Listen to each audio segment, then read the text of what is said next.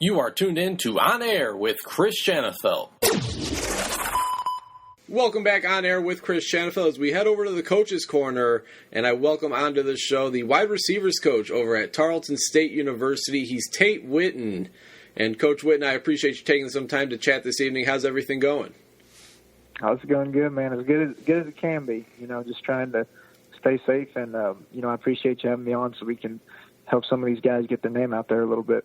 Absolutely. Tarleton State, you guys have a few prospects gearing up for the 2020 NFL Draft, Coach. And before we get to those guys, I want to familiarize our listeners with the Tarleton State Texans football program. For those not familiar, you guys were a Division II program playing in the Lone Star Conference, and in the past two seasons, you guys finished the regular season undefeated, made an appearance in the Division II playoffs each of those 2 years as well, Coach. Now you guys are making the jump up to the FCS level, D1 AA.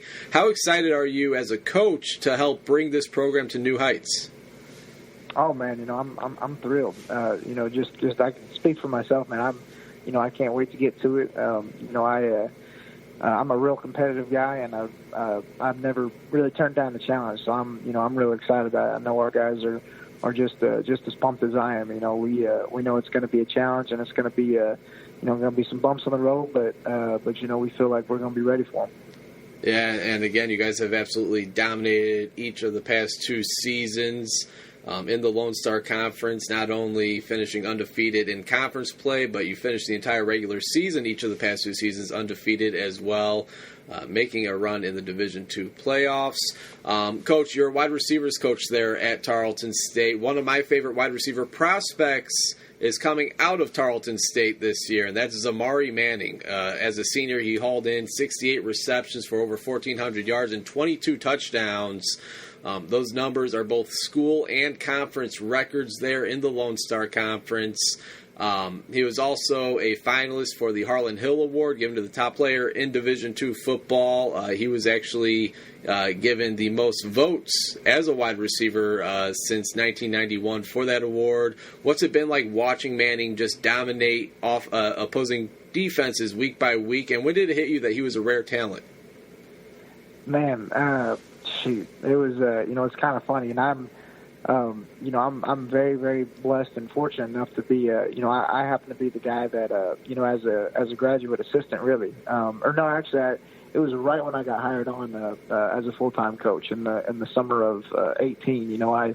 I've been talking to him for a while, and so I recruited him, and I got to build a really good relationship talking with him. I just on the film and everything, just from evaluating, I knew it was kind of a no-brainer thing. He was actually out in Long Beach just bartending for like 2 years, and I knew that guy had to be on the football field. So got a hold of him and took some time, but we guided him, put him in the right direction as far as what he had to get done to be able to get back on the field, and he did all that, and I think the first time I thought he was something special. I'm not even kidding. It was the first day he got there in the summer. He had to do his physical and go through all the protocols and everything before he could work out. So he did that, and once he got done with it, I remember Ben Holmes, the quarterback, he was already there, and they were throwing the ball around, and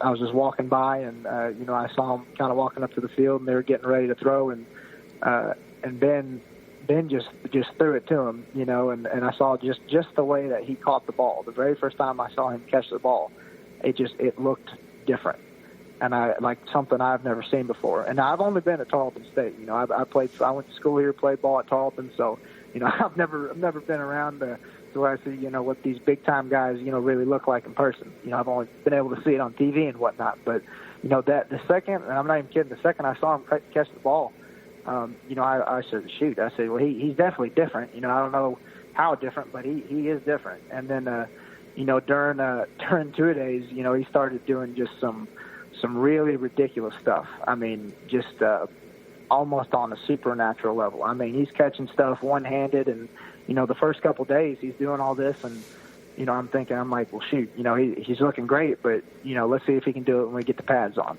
Sure enough, he keeps doing it, and all of a sudden we're about 2 weeks into it, and every single day he's consistently making these absolute Odell Beckham circus catches, and he's running with the ball, tough, physical, just everything. And so, it was funny because, I'm sitting there, I'm kind of just waiting for, a flaw or trying to, waiting to see what's wrong with him. But, he was about perfect. And, so really early on in camp, I had a very strong feeling that, he was definitely going to be a guy. And I'm very, very proud of him. And, the best thing about Zamari, he works his tail off. Just one of the hardest workers I have ever met. And so not only is he just physically gifted, and good Lord definitely blessed him, but, he takes advantage of that by working out, putting in the effort. And he, he's a phenomenal guy, great character dude, but, he's got a lot of good things going on ahead of him for sure. Did I hear you say that before you guys got him back on the football field that he was actually a bartender for a couple of years?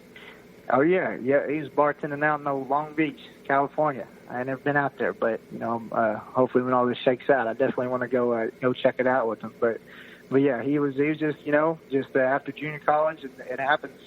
Unfortunately, it happens a lot. And, that's something that, I really enjoy doing, kind of finding we won't be able to do that as much anymore. But, helping guys that kind of lost their way, one reason or another, whether it be, academics or something crazy happening in life or anything like that, then that was kind of what Zamari fell under. He just needed a little bit of guidance as far as what he needed to get done. And once he did it, the rest is history. I'm sure he's a much better wide receiver than he is a bartender. There were 4 games this past season in which Manning finished with 3 touchdowns by the end of it. How about that Week 4 game this past season against UT Permian? He went on for 7 catches for over 250 yards and 3 scores. Is Manning a player who can get in a zone, get into a rhythm where you as a coach, Tate, want to just see him get the ball in his hands by any means necessary? Can he take over a football game? Oh, yeah. And the good thing about Zamari, which just one of the millions of special traits that this kid has, is that, he is never out of the zone. He is from the second, the first snap hits, he is locked in. And we do have a plethora of some great players. We have a running back, some great running backs. This year, Daniel McCants, he was a 1,400-yard rusher.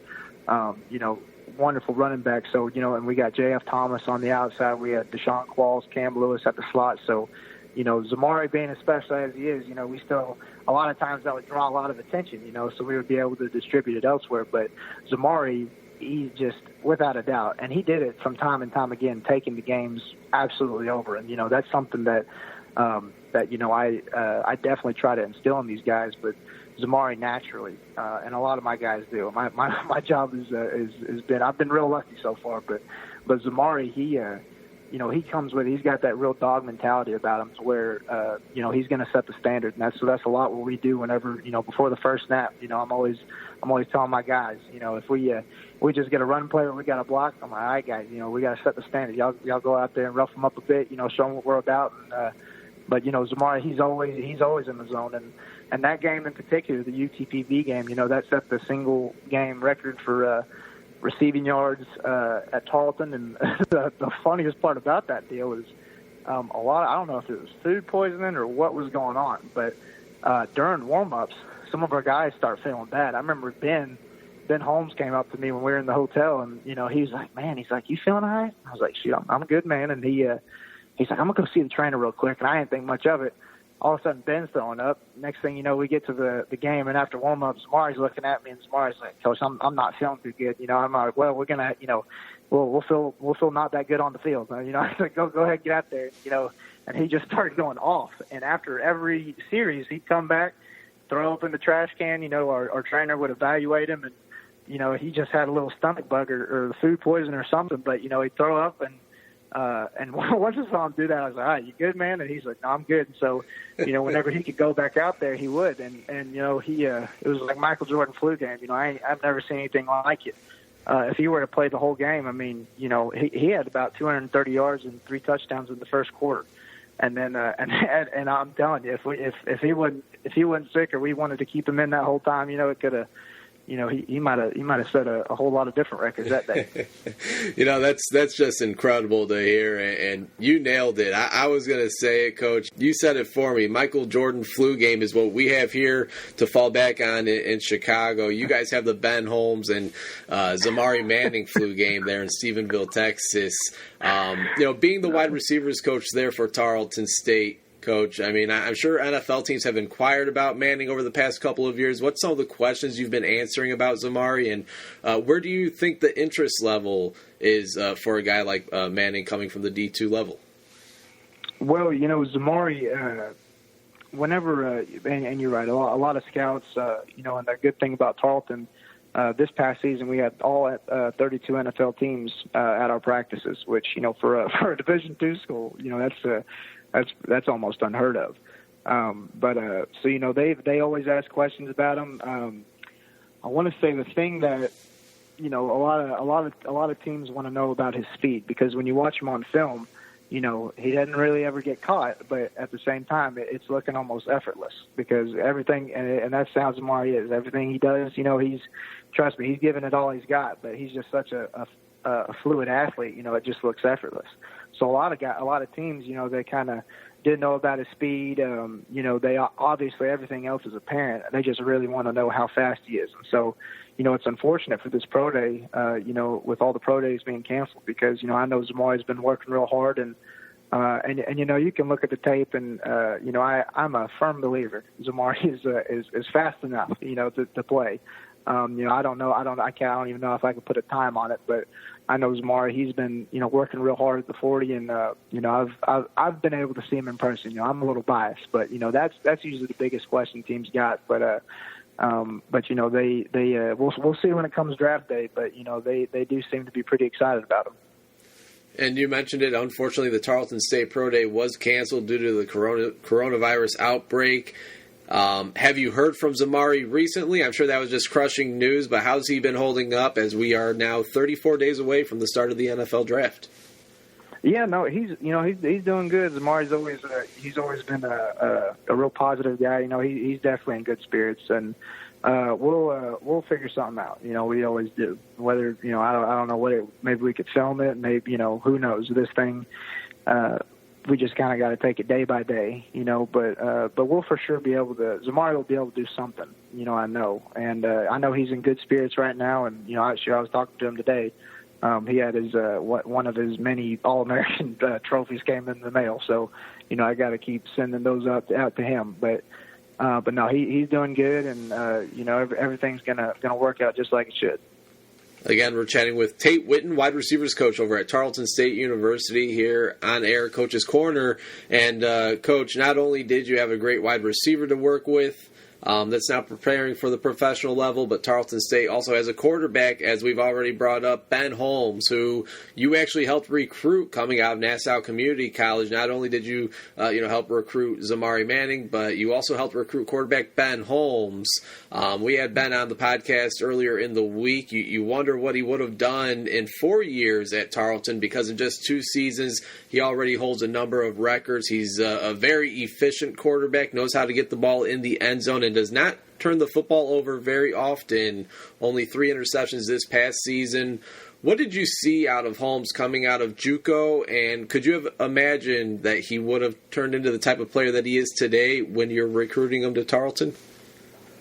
Yeah, so Ben, both Ben and Zamari and shoot, really, honest and truly, with all of my guys, I have really, really strong relationships with all these kids. But, Ben actually, Ben's got a real special place in my heart. He actually was one of the very first players I ever recruited. And it's funny because, I knew, because I want to say it was, so it would have been, I want to say in about 17 is when I found him. And it was right whenever I started coaching, just got done playing.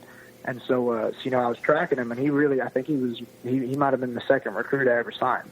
The story's out there. It's a sad story, but I do think it's one that a lot of people could learn from.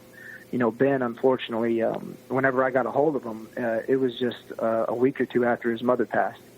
And so Ben was in a rough spot, and so once I found that out, and I think the first conversation we had just talked about a little football, and then I talked to him the next day, and then that's when he told me about his situation or a little bit more about it, and so after he told me that, it might have been months. We didn't talk a word about football. I was calling him, just checking in on him.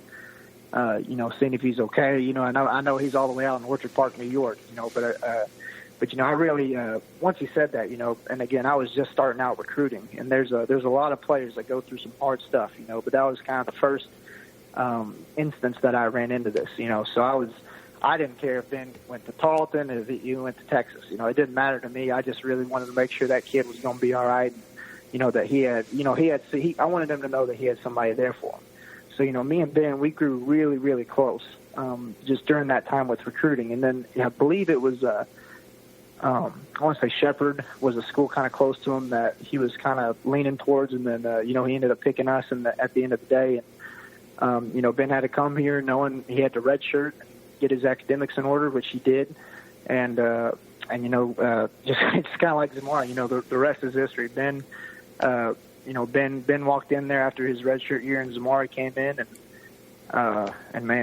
Ben's special, And as far as when you asked about looking at him on tape, and thinking if he could end up doing this, and honest to goodness, man, I've always thought that Ben was a really special guy, on the film, just from a talent evaluation. I knew he could spin it, knew he could move his feet, I knew he could do it all. But the thing that, and we learned it from talking with coaches and stuff, and I saw it when he got here.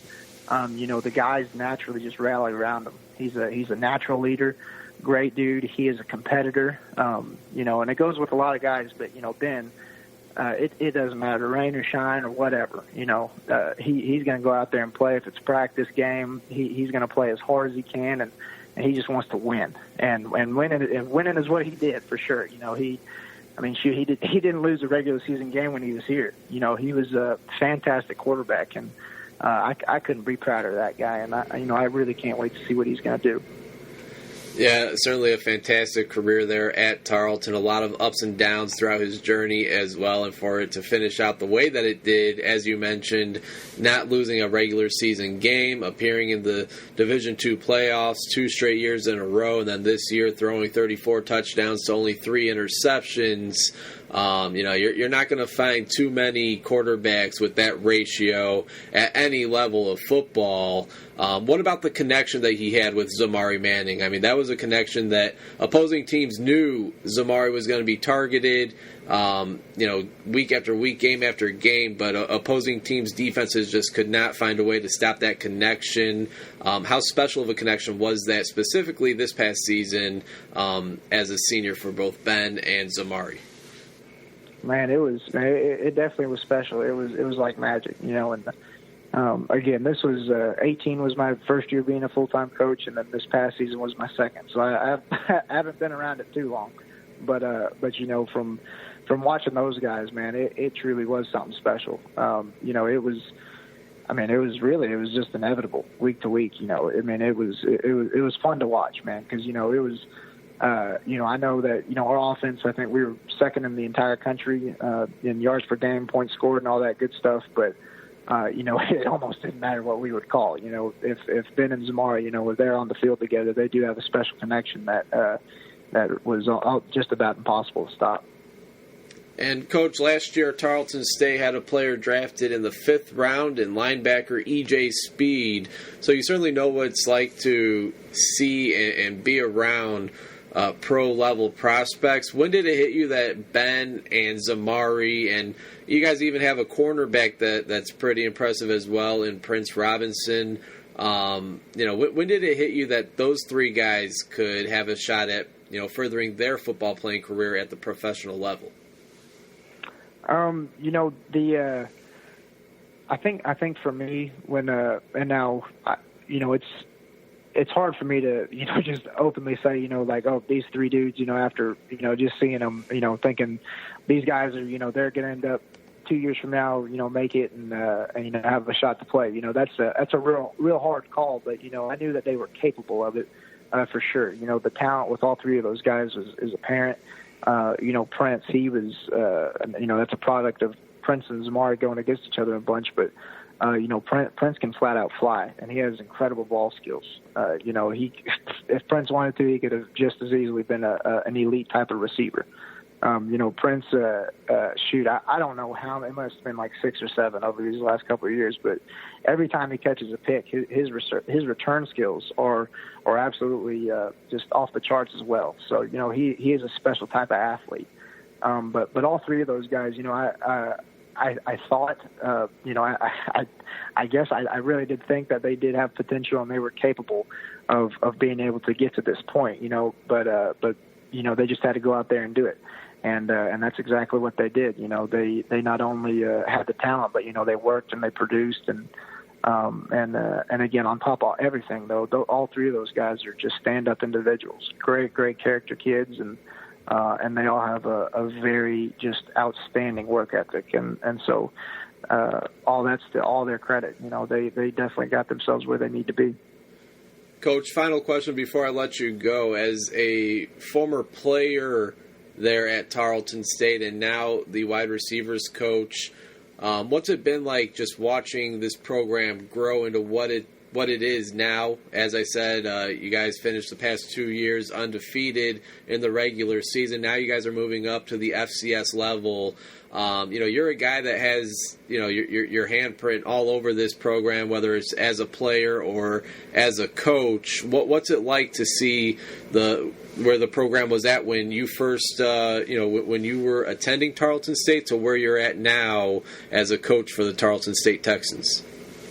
Yeah, you know, it's honest to goodness, man. It's like it's almost like a dream. You know, at times, you know, I get caught up, you know, day to day, just going through it and just taking it day by day. But you know, there's times where, you know, either to be after a season, especially after this season, and with us going to Division I, you know, once it was all said and done, you know, once I got to kind of sit back and you know, really, you know, because I always try to be really appreciative and try to stay in a real positive frame of mind, you know, and just looking back and just kind of like what you said, just being able to because when I played, you know, I was no player. I was, you know, I was a special teams guy at most. You know, I wasn't a freak show type of guy or anything. But you know, I loved being on the team, loved doing anything I could to help us win. You know, and we just, you know, I mean, shoot, honestly, you know, we just didn't have the cats to get it done.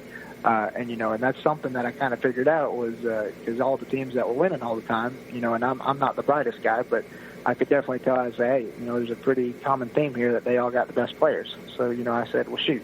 And once I got done playing, now, you know, I thought, well, maybe we should try to get the best players, you know. And so, and the coaching staff, they got there for my senior year. Actually, it was my father, out of all people, that got the head coaching job for my senior year. So I got to see the standard that they set and the foundation they laid out. And so once the new coaching staff got here, I saw the way that they were recruiting and how they operated and the standard they were setting for the talent they were bringing in, because, you know, they were bringing in some guys as well. And, so, you know, I knew that I was always wanting to be a coach, and, you know, I had a decent little connection there with my dad to try to, you know, get in on a graduate assistant spot. And so I knew for a fact, though, right when I was done playing, again, wasn't the brightest guy, but, you know, I definitely said, you know, I may not know the schematics or anything right now, and I'm still learning, but I sure do, you know, I'm gonna try to make sure I can recruit and get some guys down here that know how to score some points. And so, you know, it all worked out, and to watch this place grow, and I mean, it really is a dream. You know, it's a dream come true. I couldn't be happier.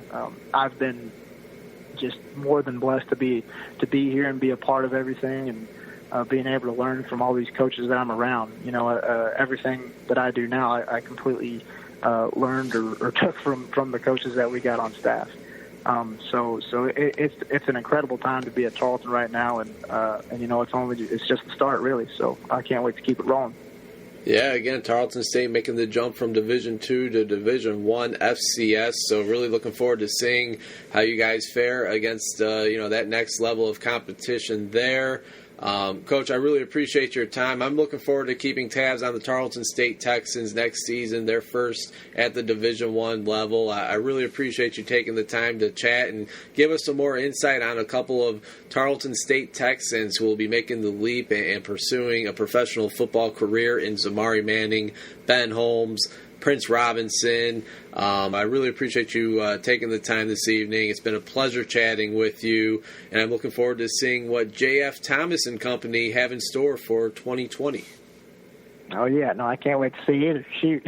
I'm as excited as you are, man. I'm ready.